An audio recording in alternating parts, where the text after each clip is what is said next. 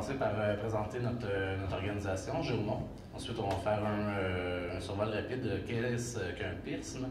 On va vous présenter notre zone à l'étude pour le projet de cette année, le rôle de Géomont et des partenaires à travers le projet, le déroulement du projet, les étapes et les enjeux. Vous allez voir, il y a J étapes faciles. On va vous présenter aussi un peu les résultats du projet pilote et ensuite on va prendre vos questions. Géomont, cette année, on a fêté notre 10e anniversaire comme organisation. C'est un SBL qui est basé à Saint-Hyacinthe.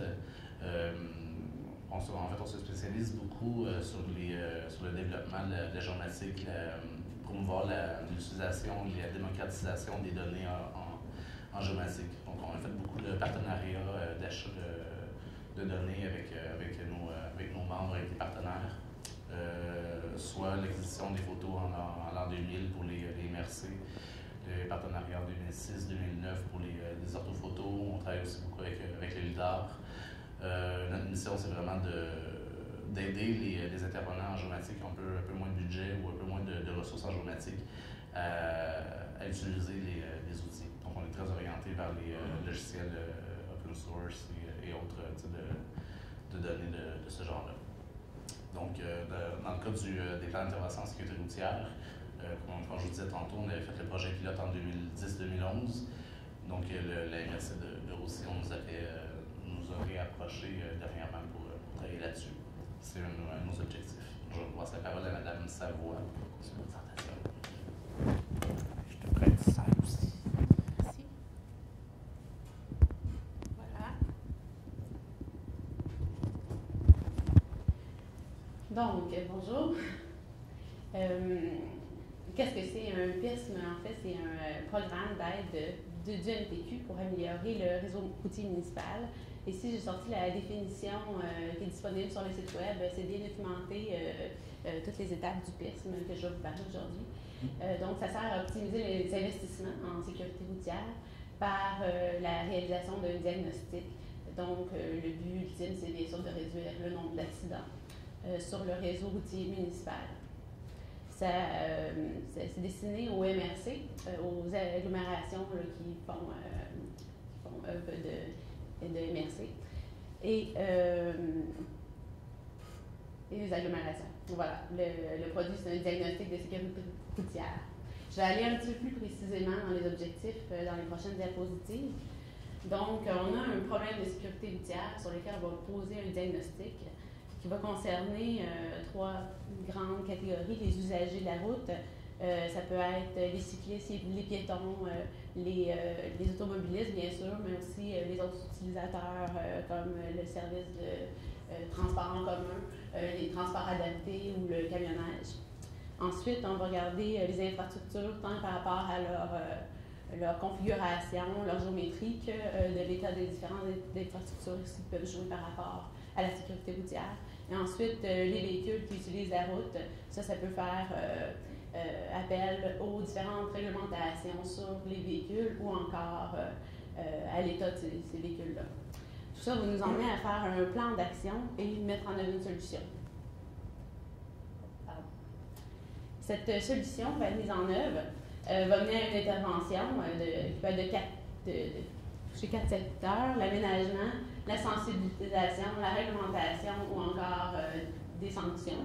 Tout ça est un processus rétroactif donc qui va être évalué et on va pouvoir évaluer comment performants ont été les changements et donc pouvoir, s'il y a lieu, revenir et modifier. Donc tout ça a pour objectif bien sûr la correction du problème de sécurité routière. Ici, c'est notre zone d'étude, donc c'est l'ouest de la MRC de Roussillon. 4 municipalités: Châteauguay, Léry, Mercier et Saint-Isidore. Comme Jean-François me disait, Géomont a déjà travaillé sur la portion ouest, est, alors, merci. En tout cas, juste au sud du logo de Géomont. Donc, il y a quelques années. Maintenant, la MRC nous demande de faire l'autre partie du territoire. Notre rôle, nous, c'est bien sûr de mettre en œuvre la méthode développé par Jaumont, la méthode du MTQ, qui a été développée par Jaumont et par les partenaires dans le cadre du projet pilote. Donc, ça se fait de différents moyens, par une démarche de concertation qui est très, très importante. C'est beaucoup en recueillant tous les commentaires et les avis des différents champs disciplinaires qu'on arrive à améliorer la situation. Ensuite, les acquisitions de données, l'intégration des données, l'analyse spatiale, des analyses spatiales climatiques. Ensuite, la production de rapports, de pistes de solutions et de plans d'action. Ensuite, le rôle des partenaires est très important, comme je vous disais, de partager leurs préoccupations, de participer à nos rencontres, bien sûr, de fournir des données, des documents et de réfléchir sur des pistes de solutions à emmener aux problèmes de sécurité routière. Ça ici, c'est pas un examen de la vue, c'est juste pour vous montrer que les étapes sont bien déterminées à l'avance, qu'on ne s'en va pas dans ce plan-là à l'aveuglette. Donc, il y a, comme Jean-François, 10 étapes faciles et sont bien planifiées. Là, ils se déroulent une après l'autre. Ils se chevauchent parfois, mais à peine. C'est un projet qui est sur 18 mois, donc il vient commencer là, pour au moins la prochaine année. J'entre dans le détail maintenant des étapes. L'étape A, donc démarrer la démarche de concertation. On met en place, on coordonne un partenariat. Ça va se faire par le biais de rencontres de groupe au départ pour présenter le projet. Ensuite, on va approfondir par des rencontres individuelles avec les partenaires. Les partenaires, c'est qui? Les voilà. On a tout le milieu municipal, donc les différentes municipalités, la MRC qui est concernée, les acteurs gouvernementaux, Transport Québec, SAQ, Agence de services sociaux, Santé services sociaux, les organismes de transport, transport adapté, transport en commun et le service de police de la région.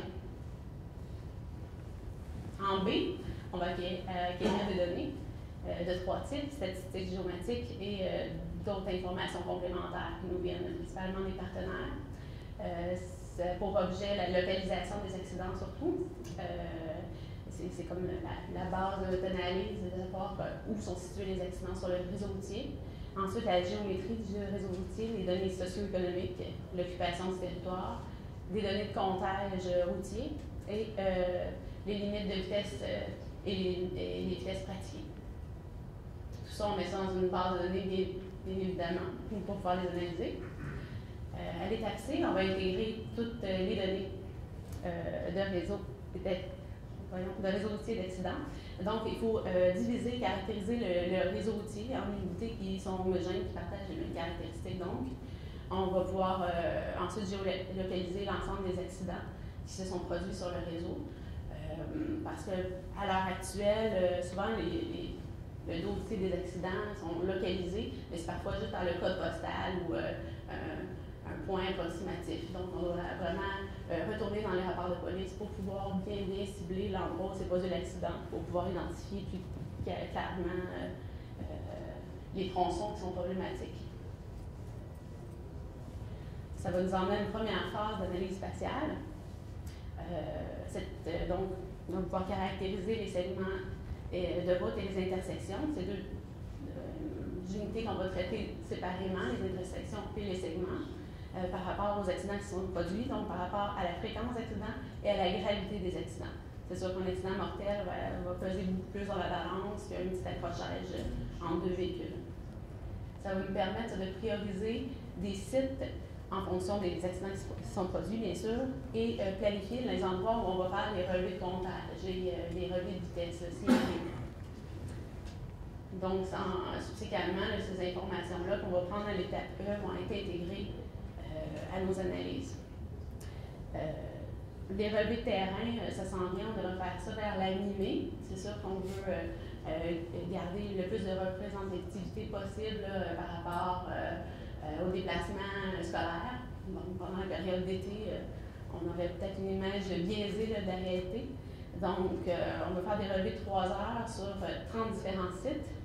Ce que j'ai oublié aussi de vous dire, c'est que on prend les relevés d'accidents depuis 5 ans en arrière. Donc, ça nous donne vraiment une image là, quand même récente. On ne va pas aller trop loin non plus parce que des fois la dynamique va changer là, par toutes sortes de raisons. On va peut-être aussi faire des relevés de 12 heures de montage, tout dépendant de ce qui est disponible, parce que le MTQ ou les services de police aussi ont de ces relevés-là disponibles. Ensuite, on va faire des relevés de vitesse effectuée, comme en fonction de la disponibilité des ressources, parce que c'est des relevés qui sont faits au radar. Donc, pour ça, on a besoin de la collaboration, du partage par les partenaires. Voilà.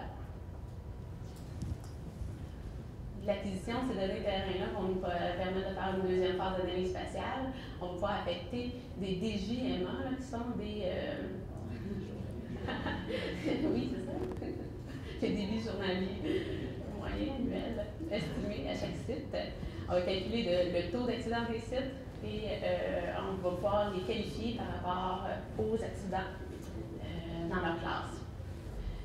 On va ensuite identifier et prioriser les sites qui sont potentiellement accidentogènes. C'est juste à ce moment-là qu'on va pouvoir identifier les sites accidentogènes, potentiellement accidentogènes, et faire l'analyse de sites qui vont nous sembler plus problématiques. En G, on va pouvoir faire ensuite des analyses thématiques qui ne sont pas reliées nécessairement à une dynamique spatiale, mais plus à une catégorie d'usagers, à des comportements particuliers ou à la démographie. Il peut y en avoir de différents types d'analyses thématiques, simples, comparatives ou approfondies. En H, on va rédiger un diagnostic de sécurité routière en mettant en commun toutes les informations recueillies. On va produire des tableaux, des graphiques et évidemment des cartes. On va produire aussi des fiches par municipalité. Donc chacune des municipalités fait une image là, de son réseau municipal et des endroits problématiques. On va ensuite rédiger un diagnostic qu'on va pouvoir reviser. Encore là, c'est une démarche rétroactive avec les partenaires.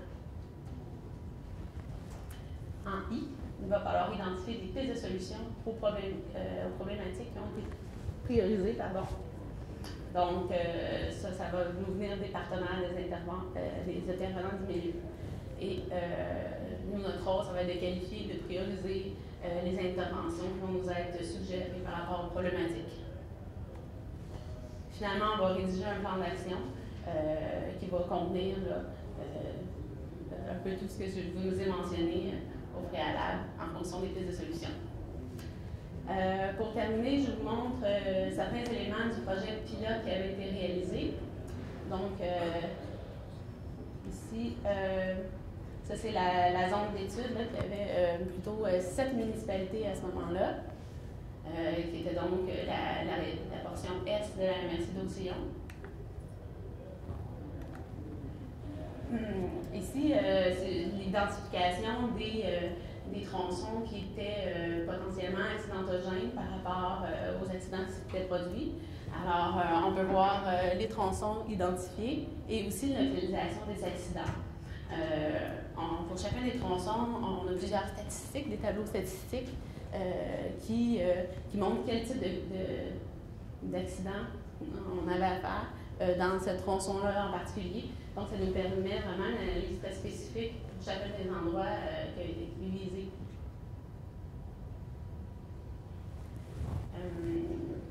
Ça, c'est les fiches par municipalité. Donc, ici, on a un exemple pour la municipalité de Saint-Philippe. Des tableaux statistiques, encore là, l'évolution dans le temps du nombre d'accidents. Une carte plus précise pour la ville, pour cette ville-là. Et c'est ça que plusieurs autres statistiques là, par rapport aux différentes intersections ou tronçons visés. Ensuite, comme je vous disais, il y avait le rapport de diagnostic de sécurité routière qui est produit, dans lequel on définit la zone d'étude, toutes ses caractéristiques démographiques, qui peuvent aussi avoir un impact, une influence sur la sécurité routière. On va bien sûr expliquer toutes les données qu'on a utilisées pendant l'étude, les analyses et les différents résultats. Et finalement, j'ai reculé au lieu d'avancer. Et finalement, le plan d'action. Le plan d'action qui relève les différentes possibilités par thématique. Donc, dans un tableau comme ça, synthèse, on va avoir les différents problèmes qui avaient été identifiés pour de l'étude et différentes pistes de solutions qui vont être données. Alors, je laisse la conclusion à Jean-François.